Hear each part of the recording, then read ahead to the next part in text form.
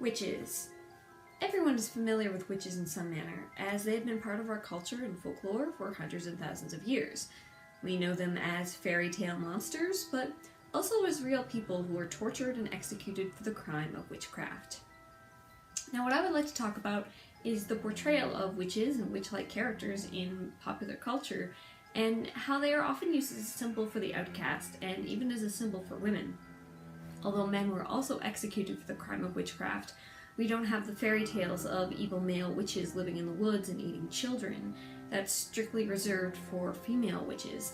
Men are often regarded as wizards, warlocks, and sorcerers more so than witches, and witch has become a predominantly female term.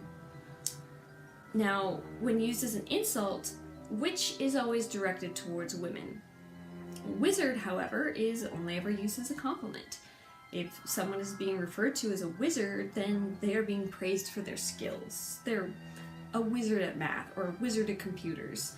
Whereas a woman being called a witch is meant to imply that she's kind of a monster, that she's evil, cruel, or haggish, and you often see it directed at female politicians, that they will use their power for evil, or at least that's what it's implied, and maybe even for some it is implied that they're also out eating babies and flying on broomsticks and corrupting society as a whole.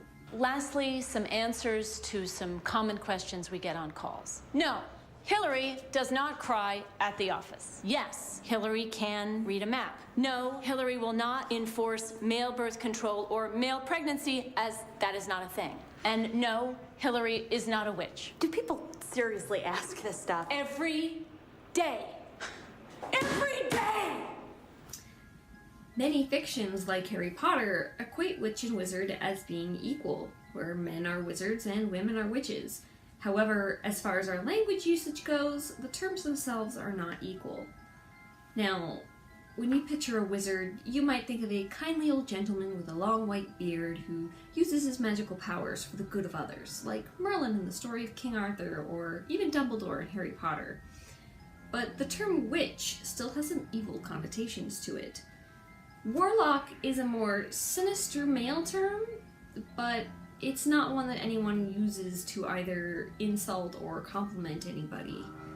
Wizard is a compliment and witch is an insult. So, on that note, let's clarify what a witch is. Now, I'd like to talk about both explicit witches and implicit witches here.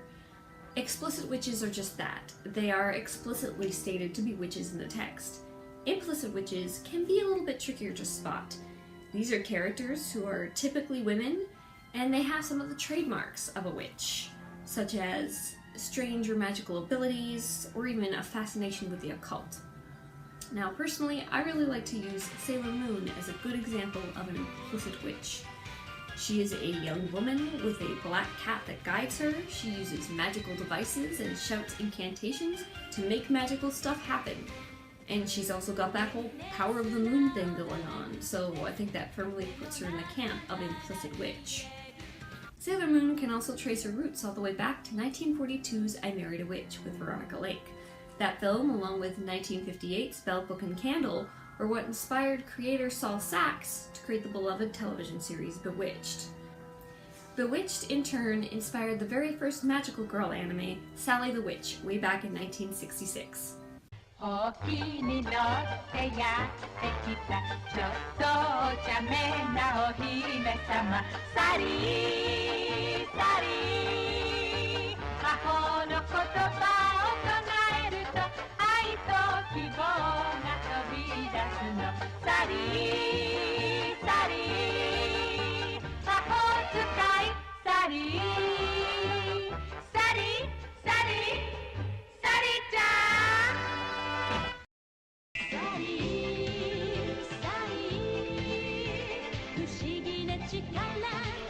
In 1989, Sally was brought back into the public eye with a rebooted series. The new series saw Sally using pretty wands that could then be merchandised as toys, and a few years later, Sailor Moon would utilize a very similar aesthetic. In both the original series and the reboot, Sally was a princess, starting off the trend of magical girls being secret princesses from hidden kingdoms.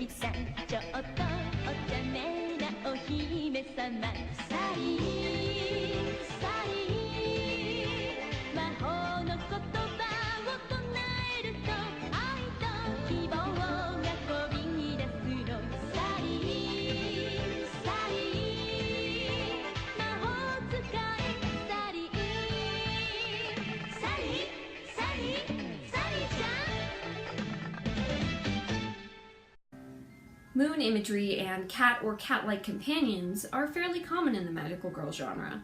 Many magical girls like Sally are explicit witches, while others are androids, robots, mermaids, or implicit witches. Magical girls also tend to fall into a couple different categories based on their intended audience. When the protagonist is young and cute, it is usually aimed towards younger girls. Older characters are often aimed towards young men as a primary audience and feature a lot of fan service. Teenage characters can ride the line and appeal to both audiences simultaneously. Sailor Moon really popularized the idea of the magical girl warrior, and I've always viewed it as a female version of the typical American superhero. Superman, Batman, Spider-Man, and Wolverine have always been power fantasies for young boys, usually written and drawn by men. With magical girls, however, these are also power fantasies for young girls, but they are mostly written and drawn by women.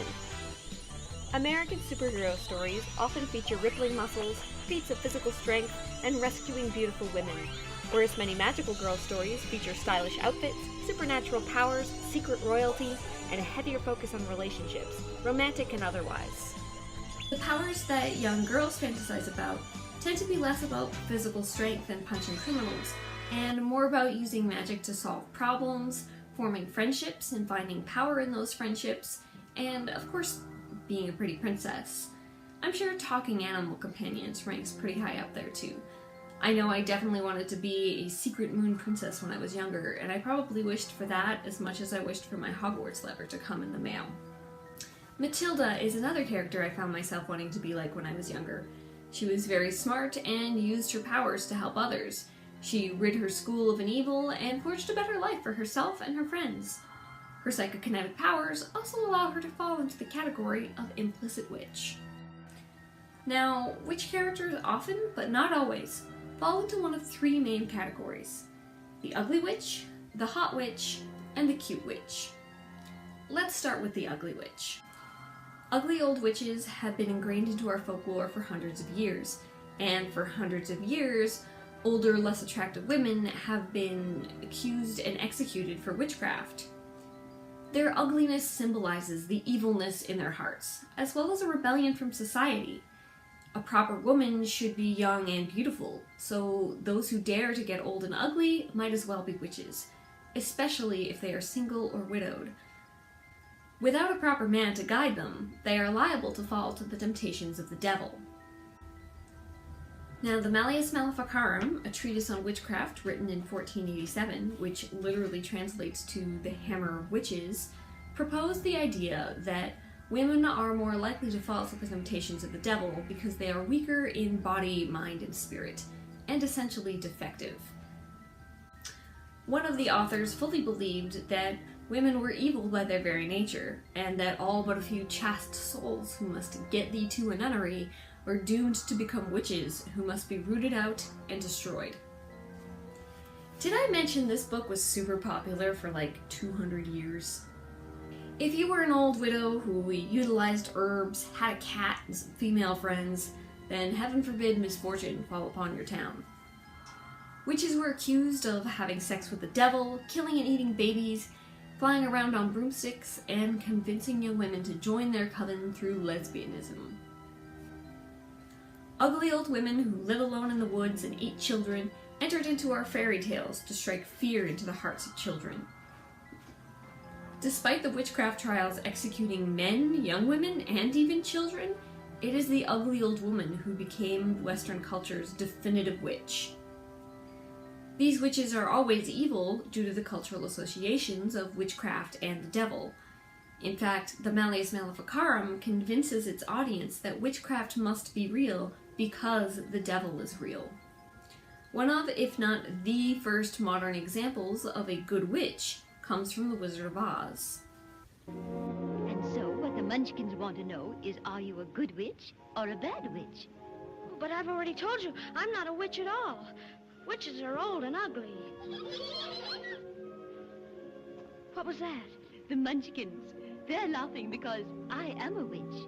I'm Glinda, the Witch of the North. You are? Oh, I beg your pardon, but I've never heard of a beautiful witch before. Only bad witches are ugly. Author L. Frank Baum was actually an early feminist, whose mother-in-law was notable radical feminist Matilda Joslyn Gage. Gage happened to be fascinated with witches and witchcraft, and was abhorred by the witchcraft trials. She believed they were designed to control women and prevent them from acquiring knowledge and power. It's really no surprise that good witches found their way into Baum's work. Still, these good witches were all beautiful and elegant, and more like fairy godmothers than the typical hag witch. And in the films, Glinda is more like a proto-magical girl, albeit an adult. Bad witches are ugly. And green? Not in the book, though. In the book, the Wicked Witch of the West had 3 pigtails and 1 powerful eye as strong as a telescope, but no skin conditions. She also didn't ride on a broom, but she did carry an umbrella to protect herself from water attacks and rain, which I think is pretty smart. So why is she green? Simple answer. Technicolor. It's also the reason why the silver shoes depicted in the books were changed to ruby slippers for the film.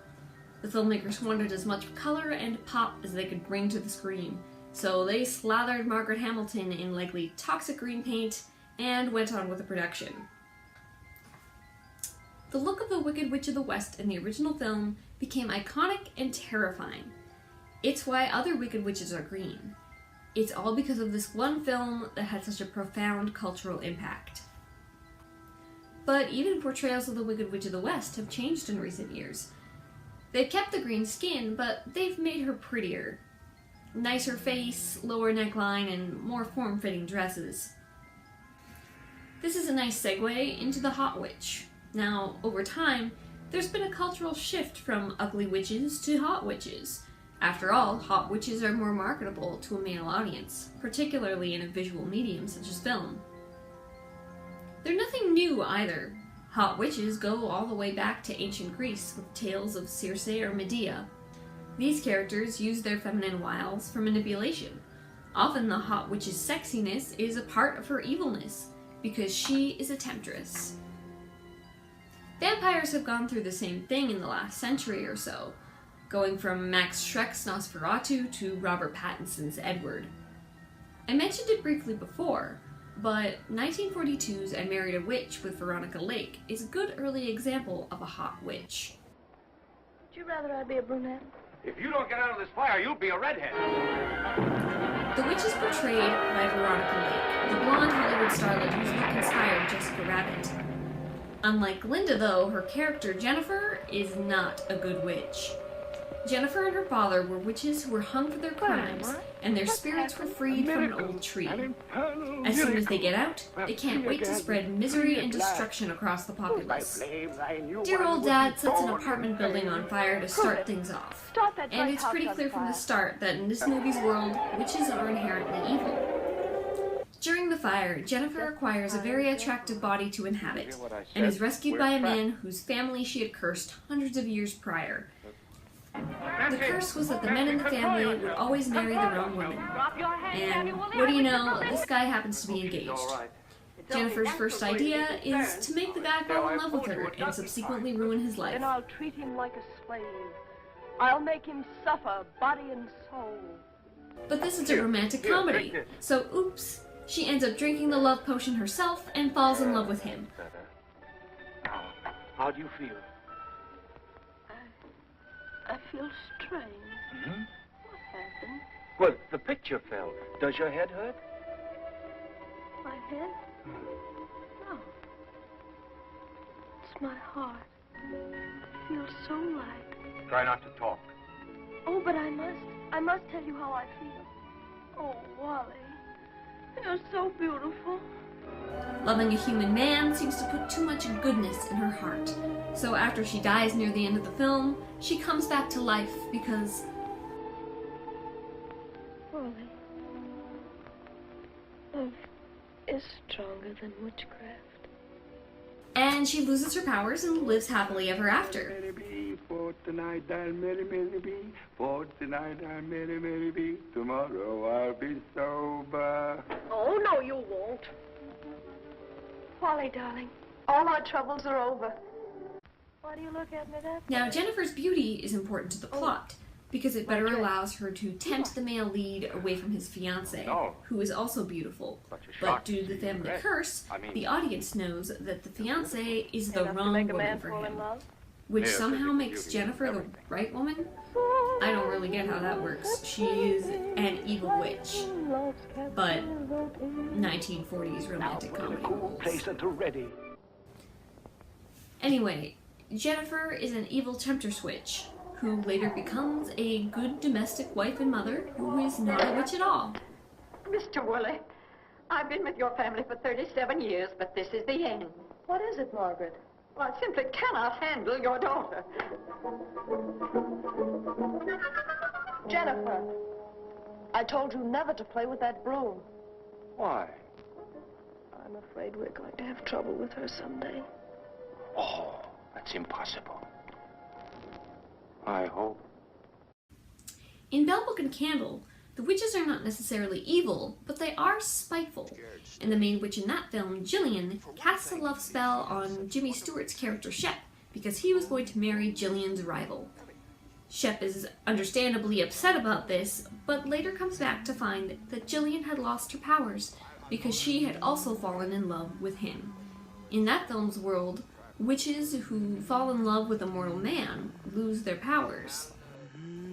Like with I Married a Witch, the loss of the witch's powers is what allows the characters to live happily ever after.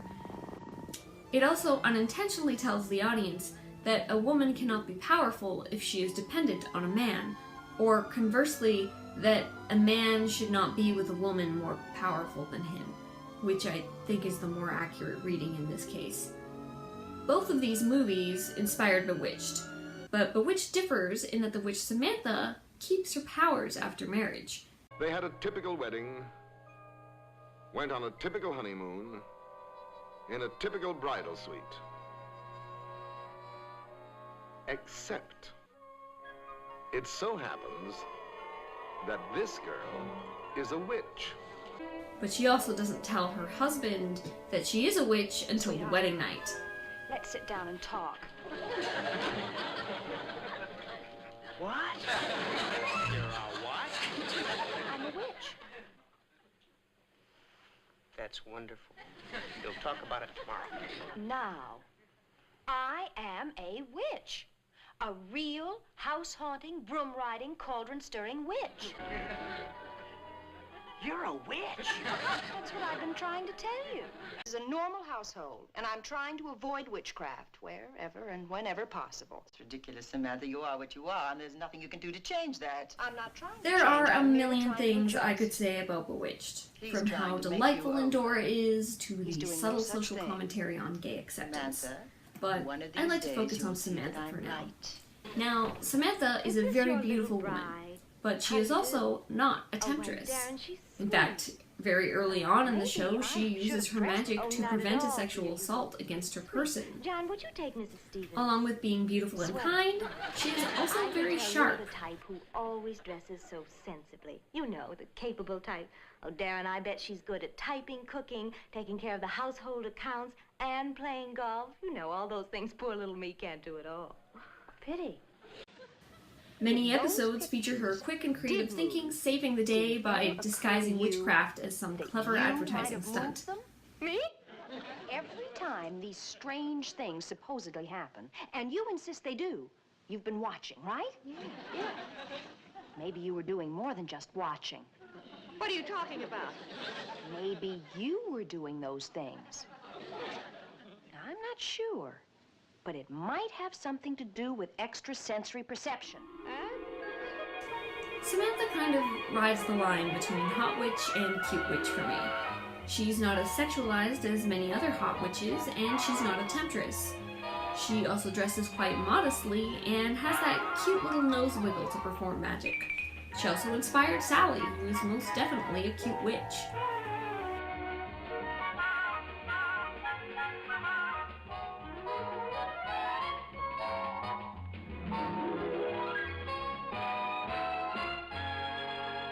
Now there's also a subcategory of hot witches that I like to refer to as mistresses of the dark.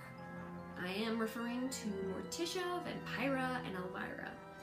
Now, these are sexy women with long black hair and slinky black dresses, and they're all connected to one another. Now, Morticia's look inspired the horror host Vampira, who would then inspire the later horror host Elvira. Morticia Addams is also not a temptress. Like Samantha, she is a devoted wife and mother. I'm just like any modern woman, trying to have it all. A loving husband, a family. It's just I wish I had more time to seek out the dark forces and join their hellish crusade. That's all. And her and Gomez have one of the most positive relationships seen on television. Darling, you remembered. How could I forget our 13th anniversary? It started on the stroke of midnight. Oh, I'm so excited I can't get it open. Oh, thank you, Thing. Oh.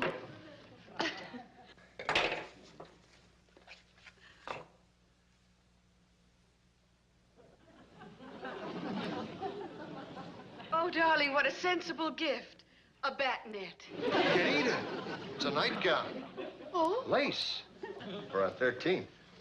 Oh, darling, it's beautiful. And my favorite color, too. Black. You might also not think of her as a witch, but according to her Wikipedia page, she is one.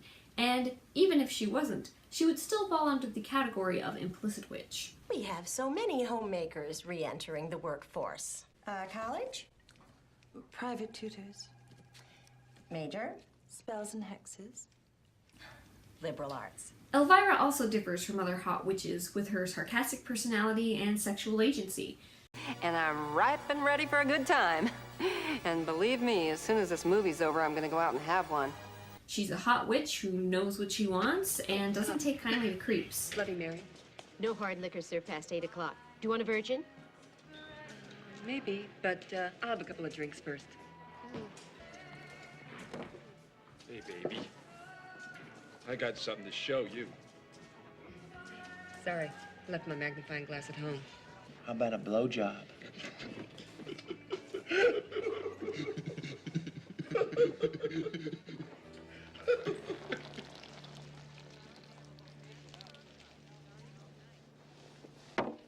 She doesn't go after men for any nefarious purposes or to lead them to their doom.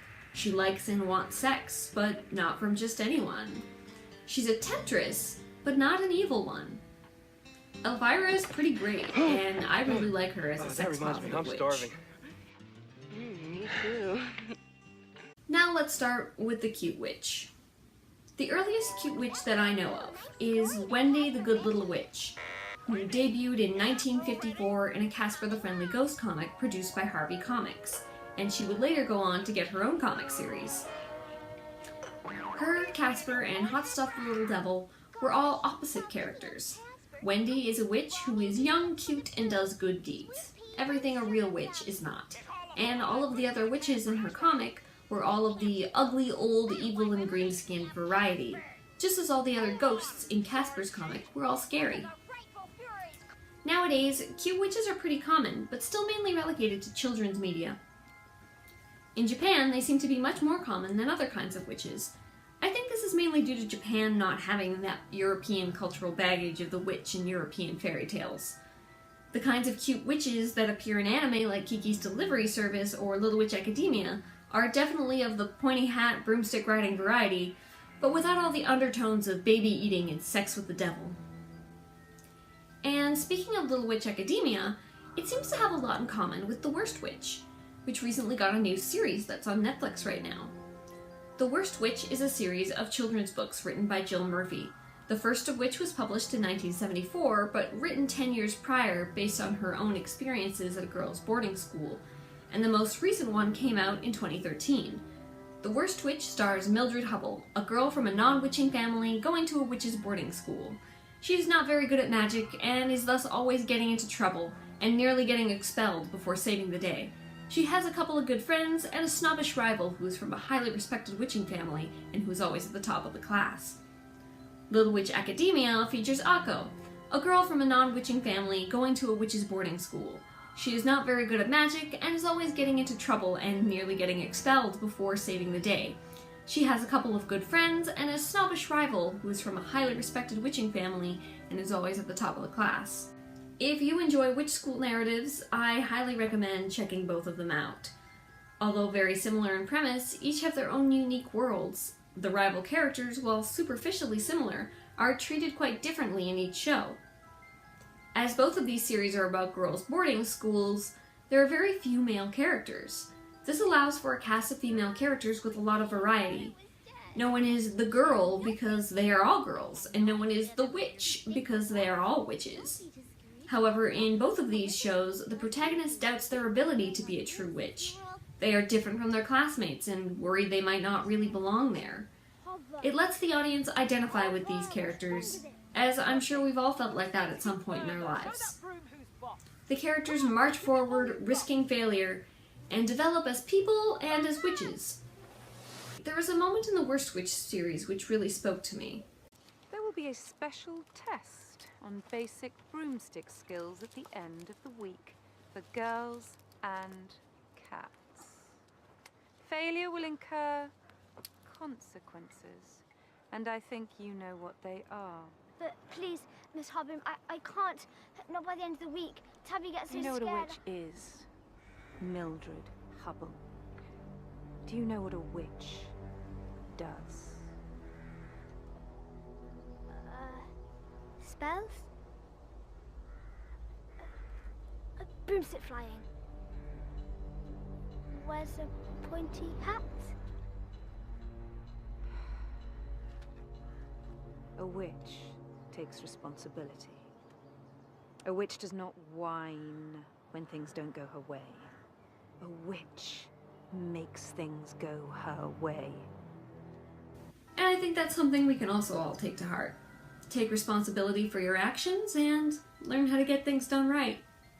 So there are a variety of ways that witches are portrayed in fiction, but they tend to stick pretty close to the three major tropes of ugly witch, hot witch, and cute witch.